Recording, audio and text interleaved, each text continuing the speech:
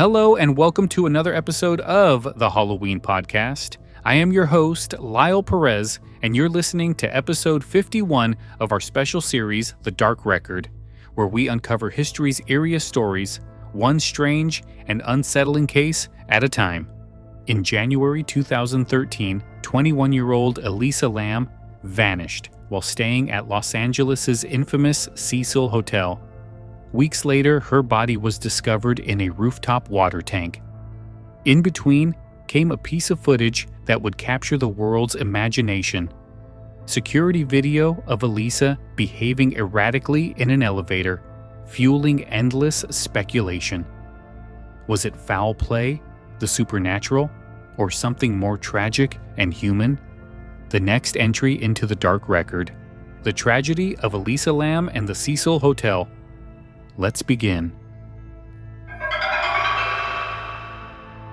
Elisa Lam arrived in Los Angeles in late January of 2013. She was a 21-year-old student from Vancouver, Canada, taking a solo trip along the West Coast as part of a personal adventure.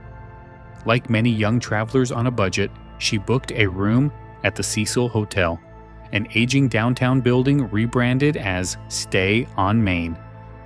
The hotel's low prices made it attractive to backpackers, but its reputation was far darker. Located on the edge of Skid Row, the Cecil had long been associated with crime, suicides, and notorious residents. For Elisa, however, it was simply a convenient stop. On January 31st, Elisa failed to contact her family as planned. Concerned, her parents reported her missing. The Los Angeles Police Department launched a search, interviewing hotel staff and combing through the building. Flyers with her photo spread across the city, and her disappearance quickly caught media attention. But days passed with no sign of her. Then came the footage. Investigators released a 4-minute security video from one of the hotel's elevators dated the night of her disappearance. In it, Elisa can be seen behaving strangely. She presses multiple buttons, steps in and out of the elevator, peers into the hallway, and at times moves her arms in unusual, almost gesturing motions. At one point, she hides against the wall as though avoiding someone or something outside the frame. The video ends with the elevator doors closing and reopening repeatedly. The footage spread across the internet like wildfire. To some, it looked like Elisa was being pursued, perhaps by an attacker the camera never caught. Others saw signs of supernatural involvement, pointing to her hand movements and the elevator's odd behavior as evidence. Still others suggested she was experiencing a mental health crisis. Within days, the video had gone viral, generating millions of views and endless speculation. The mystery deepened until February 19th, when hotel maintenance workers responded to complaints from guests about low water pressure, strange tastes, and discoloration in the tap water. Climbing to the rooftop, they opened one of the large water tanks and made a grim discovery: Elisa Lam's body, floating inside. She had been missing for nearly 3 weeks. The details shocked the public. The tanks were heavy, difficult to access, and located on a roof secured by locked doors and alarms. How Elisa had entered them remained unclear. The discovery fueled an explosion of theories: foul play, cover-up, occult ritual, or paranormal interference. The very setting, the Cecil Hotel, already steeped in infamy, only added to the sense that this was more than an ordinary tragedy. Yet for investigators, the discovery was only the beginning. They would now have to determine not just how Elisa Lam had died, but what had led her to the water tanks in the first place.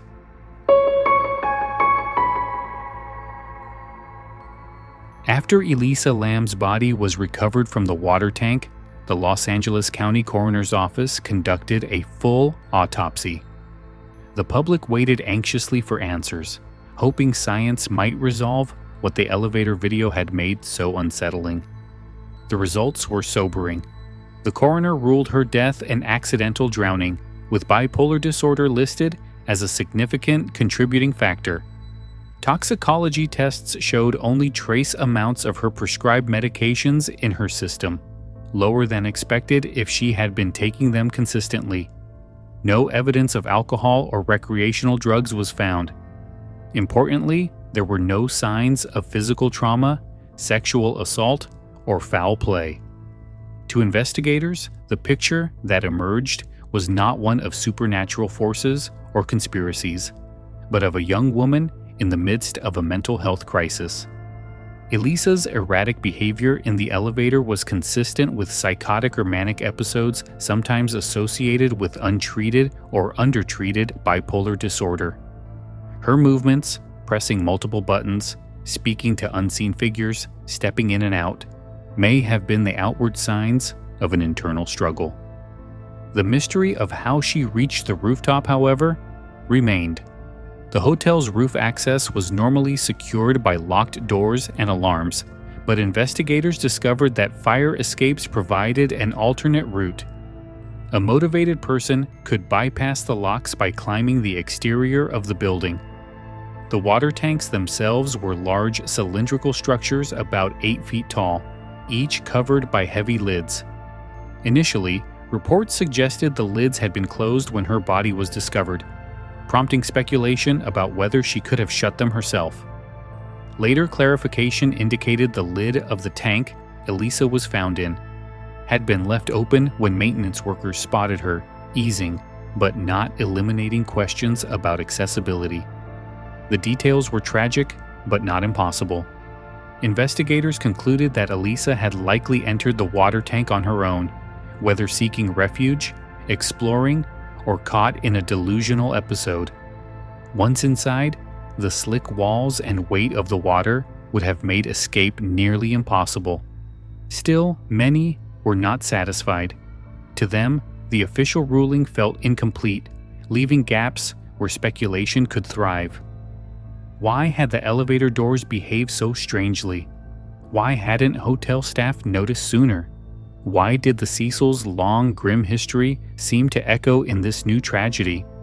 These questions fueled conspiracy theories and supernatural claims online. But investigators stood firm.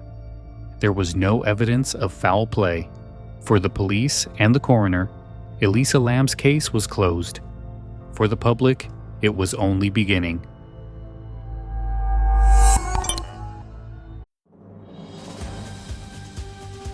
This episode brought to you by Progressive Insurance. Do you ever find yourself playing the budgeting game?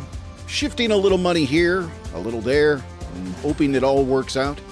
Well, with the Name Your Price tool from Progressive, you can get a better budgeter and potentially lower your insurance bill too. You tell Progressive what you want to pay for car insurance, and they'll help find you options within your budget. Try it today at Progressive.com. Progressive Casualty Insurance Company and Affiliates. Price and coverage match limited by state law. Not available in all states.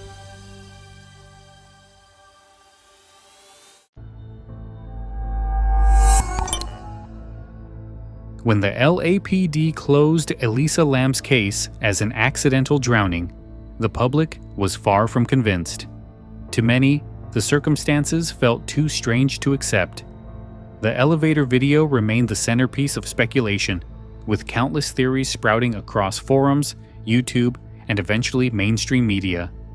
Some insisted Elisa had been pursued. They pointed to her nervous glances into the hallway, her sudden movements, and the way she seemed to press multiple buttons at once. The elevator itself appeared to act unnaturally, doors failing to close, opening again for no apparent reason. Conspiracy theories quickly formed. Perhaps she had been targeted by a stalker, assaulted by hotel staff, or silenced by criminal elements operating in Skid Row. Others veered into the paranormal. The Cecil Hotel's history of death and violence seemed to invite supernatural explanations.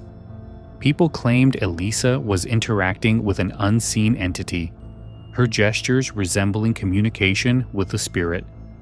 Online sleuths compared her hand movements to occult symbols, while others said the elevator video was proof of demonic influence. Still others proposed elaborate conspiracies. Some argued her death was linked to the hotel's dark history, or even to government experiments, pointing out coincidences such as a tuberculosis test conducted nearby that shared a name similar to Lam Elisa. These connections, flimsy at best, spread widely in the fertile soil of internet mystery culture. But when examined critically, most of these theories fall apart. Forensic experts explain the elevator's behavior. Lam pressed multiple buttons, including the door hold function, which kept the doors open longer than usual. The strange timing was mechanical, not mystical. As for the gestures and movements, mental health professionals recognize them as consistent with manic or psychotic episodes, particularly given Elisa's bipolar disorder and reduced medication levels. The idea of foul play also lacks evidence. Toxicology results showed no sign of incapacitating drugs, and her body bore no injuries. The fire escape provided a plausible route to the roof, and the open tank lid explained how she entered. What seemed impossible was, tragically, quite possible. The supernatural explanations, too, say more about us than about the case. The Cecil Hotel's grim reputation, serial killers among its tenants, decades of suicides, and its looming presence over Skid Row primed the public to see Elisa's death as another chapter in a cursed building story. In reality, the hotel's location in a troubled part of Los Angeles made it statistically more likely to attract crime and tragedy. The building itself is not cursed, it's a backdrop for human suffering. What this case reveals is how powerfully a viral image can shape perception. The elevator video, eerie and context-free, invited projection. People saw in it what they feared or believed: crime, ghosts, conspiracies. The reality that a young woman in crisis found herself in an unsafe environment was harder to accept. And yet, that's the explanation supported by evidence. In the end, skepticism doesn't erase the tragedy. It reminds us that sometimes the darkest mysteries are not about demons or conspiracies, but about the fragility of the human mind and the dangers of untreated illness. The story of Elisa Lam cannot be separated from the place where it unfolded. The Cecil Hotel, rising on Main Street in downtown Los Angeles, had carried a sinister reputation for decades before her arrival. Built in the 1920s as a fashionable destination for business travelers, the hotel quickly declined as the Great Depression and urban decay transformed its neighborhood. By the mid-20th century, the Cecil was surrounded by Skid Row, one of the largest concentrations of poverty and homelessness in the United States. Over the years, the building became synonymous with tragedy. Suicides were common, with people leaping from upper floors to the sidewalk below.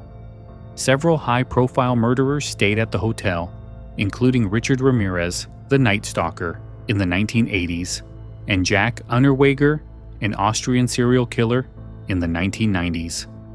Each incident added to the hotel's growing reputation as a cursed place, one where death and violence seemed to linger in the walls. By the time Elisa Lam checked in, the Cecil had been partially rebranded as Stay on Main, an attempt to distance it from its dark past and attract budget travelers. But the old reputation was never far away. For locals and tourists alike, the Cecil was already a legend, a place where bad things happened. This history amplified the mystery of Elisa's disappearance. When the elevator footage emerged, viewers didn't just see a woman acting strangely in any hotel, they saw her in the Cecil. The building's past became part of the narrative, shaping how people interpreted what they were watching. Paranormal enthusiasts pointed to the deaths and suicides as proof of a malevolent force at work. True crime followers saw a pattern of violence that made foul play seem more likely, Yet skeptics caution against giving the hotel itself too much power. The Cecil's dark history reflects its environment more than any curse. Located in a struggling district rife with poverty, drugs, and crime, it was statistically inevitable that tragedy would strike more often here than in a hotel surrounded by wealth. Its towering size and long lifespan, 19 floors, hundreds of rooms, and nearly a century of operation, only increased the odds of deaths occurring within its walls.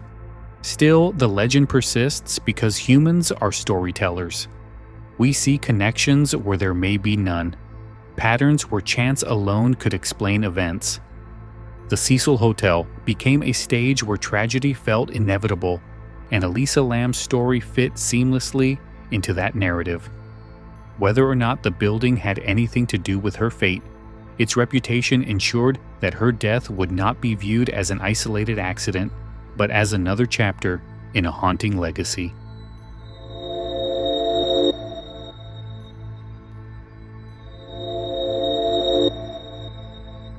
What unsettles me most about Elisa Lam's story isn't the strange elevator footage or the endless theories that followed. It's how quickly her tragedy was consumed by myth. A young woman struggling with mental health became a character in a mystery that the internet picked apart piece by piece. Every gesture in that video was analyzed, every inconsistency magnified, until the human being at the center of it was almost forgotten. The official conclusion, that Elisa suffered a breakdown and drowned accidentally, was unsatisfying for many. It lacked the drama, the closure, or the sense of cosmic meaning people wanted. And so, the theories spread. Conspiracies of foul play, rituals, curses, even supernatural forces. In trying to make sense of the senseless, people often replaced empathy with speculation. But the real story is haunting enough. A young traveler, far from home, fighting a condition that made her vulnerable, ended up in one of the most dangerous neighborhoods in Los Angeles. A hotel with a reputation for tragedy offered no safety net. A city with deep inequalities provided no protection. Those factors alone are enough to explain how a promising life could end so suddenly and so sadly. What makes this story endure is the contrast between what we see and what we know. The elevator footage invites mystery. It feels like a clue to something larger. But the autopsy and investigation remind us that the truth may be painfully simple. Sometimes the darkest stories aren't paranormal. They're human. For me, Elisa Lam's death is a reminder of how fragile our lives can be, and how much we need compassion when facing stories of mental illness. It shows how legends grow not because they're true, but because we crave meaning where there is only loss. And in that craving, we risk losing sight of the person behind the mystery. That brings us to the end of episode 51 of The Dark Record. We followed the case of Elisa Lam, from her disappearance at the Cecil Hotel to the haunting discovery that made headlines around the world. The viral elevator footage turned her into the center of a global mystery, one that many tried to frame in terms of foul play or the supernatural. But the official record points to something more human, and perhaps more unsettling. A young woman struggling with her mental health in a place already burdened by tragedy. Elisa's story is a reminder of how easily myth can overshadow reality, and how much compassion is needed when the line between the two begins to blur. Remembered, retold, and now added to the record. Next time, we'll turn to the 1940s, when a U.S. Navy experiment supposedly rendered a warship invisible, and even teleported it from Philadelphia to Norfolk.